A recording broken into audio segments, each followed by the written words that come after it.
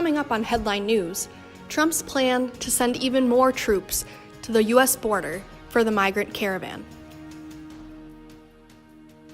And then we learn more about Google employees' staged walkout. But first, the deadliest attack on Jews in U.S. history. Headline News starts right now.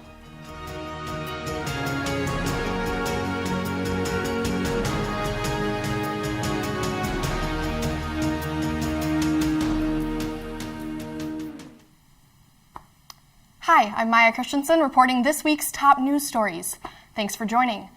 The deadliest attack on Jews in U.S. history occurred on Saturday, October 27th, when Robert Bowers drove to Tree of Life Pittsburg Synagogue armed with an AR-15 style assault rifle and at least 3 handguns, and opened fire.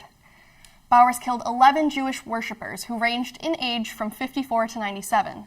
Bowers has been charged with 29 criminal counts, including obstructing the free exercise of religious beliefs, which is considered a hate crime, and using a firearm to commit murder. These are only the federal charges. He also faces state charges, including 11 counts of criminal homicide, 6 counts of aggravated assault, and 13 counts of ethnic intimidation. According to the Washington Post, in 2017, there were at least 1,986 such incidents motivated by anti-Jewish bias, including physical assaults, vandalism, and attacks on Jewish institutions, a 57% increase from 2016.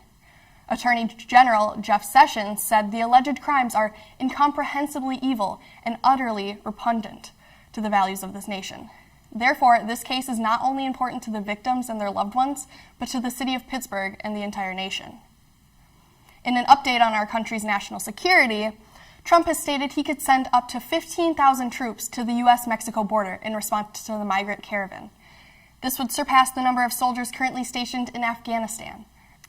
According to USA Today, President Donald Trump has argued that the caravan of Central American migrants slowly marching toward the U.S. represents a national emergency and a threat to U.S. sovereignty that warranted the rare step of a domestic mobilization of active duty troops. Military experts and Democratic members of Congress are calling the deployment a political stunt to rally more support for the midterm elections coming up on Tuesday, November 6th. Stunt or not, Trump has stated, "Nobody's coming in. Immigration is a very, very big and very dangerous, a really dangerous topic.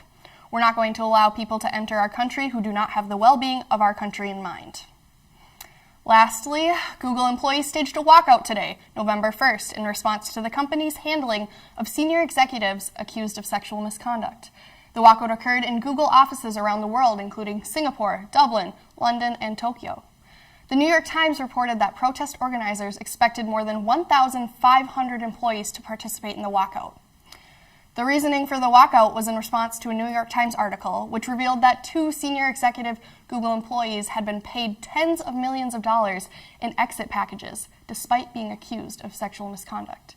And a 3rd senior executive had been allowed to stay at the company, but chose to resign on Tuesday.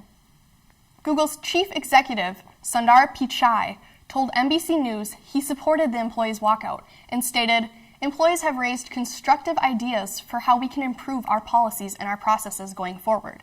We are taking in all their feedback so we can turn these ideas into action." That's all for this week. This was Maya Christensen reporting JBCN Headline News.